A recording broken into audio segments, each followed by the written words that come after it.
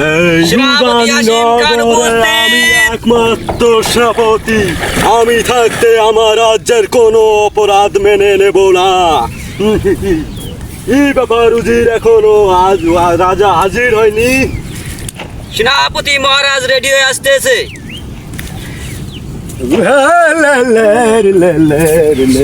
মহারাজ হাজির।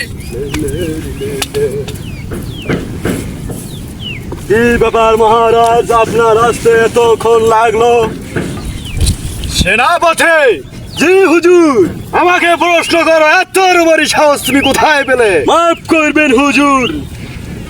রাজ্যের খবর কি সেনাপতি? তুমি আমাকে বলো। আর বলবেন না হুজুর, আমি যা দেখে এলাম আমি নিজ চোখকে যা বলতে পারবো না আপনার সামনে। কেন, আপনি আমাকে আগে বলেন, আদেশ দেন, তাছাড়া আমি বলতে পারবো না রাজ্যের যে অবস্থা। বলো সেনাপতি, আমি তোমাকে তো সাহস দিতেছি, বলো। আমি কিভাবে বলবো হুজুর, আমাকে বলতে আমি ভয় পাচ্ছি। যে অবস্থা দেখে এসেছি আমার চোখে। কি হয়েছে বলো, খুলে বলো সেনাপতি। বলবো হুজুর? বলো। শুনুন, আমি গেছিলাম ওই উত্তরপাড়া, যা দেখি বুলবুল মেয়ের ছেলে, বুলবুল কাশিম মিয়া, হ্যাঁ, এর স্ত্রী কাশিম মিয়ার নুনু কেটে নিয়ে হাতে ধরিয়ে আছে। আমি সেনাপতি, এ তুমি কি বলতেছো? আমার রাজ্যে, এত বড় ছোট রাজ্যে এইসব আমি কি শুনতেছি? তুমি কি করে বেড়াও সেনাপতি? আমি তো গেছি হুজুর, আমি গেছিলাম। আমি যা দেখি অবস্থা, আমি তো দেখি হতাশ। এখন ভাবছি আমি কি করব।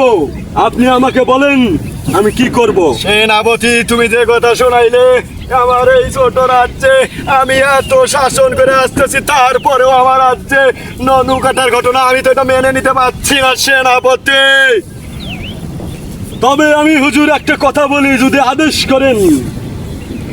বলো সেনাপতি, কি বলতে চাও তুমি?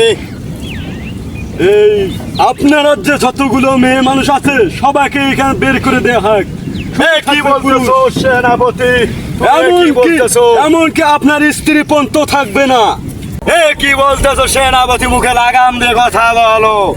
আমি তাই সত্যি তাই বলছি হুজুর। আগে আমার কথা শুনুন, আপনার ভালোর জন্য বলছি হুজুর। সাধারণ মানুষের যে যেভাবে নুনু কেটে নেওয়া হচ্ছে, আপনার নেবে তা তো কোনো সন্দেহ আছে? আপনার নিতে পারে, এটা আমার বিশ্বাস। তাই বলছি আপনার ভালোর জন্য হুজুর। এখন আপনার মধ্যে আপনি কি করবেন বলেন। তাই তো ভাবতেছি সেনাপতি, আমার রাজ্যে সব হচ্ছে ঘটনা, তাহলে আমি এখন কি করব? তুমি একটা উপায় বের করে দাও সেনাপতি। আমি বললাম তো, আপনি যেটা বলবেন সেটাই হবে। সেনাপতি, তাহলে আমার রাজ্যে যেথা থেকে পারো রড মিস্ত্রিকে ডেকে নিয়ে আসো। আমার ননুকে রড সিমেন্ট দিয়ে ঢালাই করে রাখতে হবে। হ্যাঁ হুজুর, আমি তাই যাচ্ছি। আপনার জন্য রড সিমেন্ট নিয়ে এসে আপনার নুনু ঢালাই করে দেব। আমি তাই যাচ্ছি। তুমি যাও, আমার এই রাজ্যে ঢোল পিটিয়ে দাও, সবাইকে জানিয়ে দাও এই রাজ্যে কারো বউ থাকতে পারবে না, সবাইকে আমার রাজ্য থেকে বের করে দাও। আর সবাইকে ঢোল পিটিয়ে জানিয়ে দেবে আজকের মধ্যে আমার বাড়িতে সবাই উপস্থিত থাকার জন্য। আমি সবার ননুকে রড সিমেন্ট দিয়ে ঢালাই করে দেবো।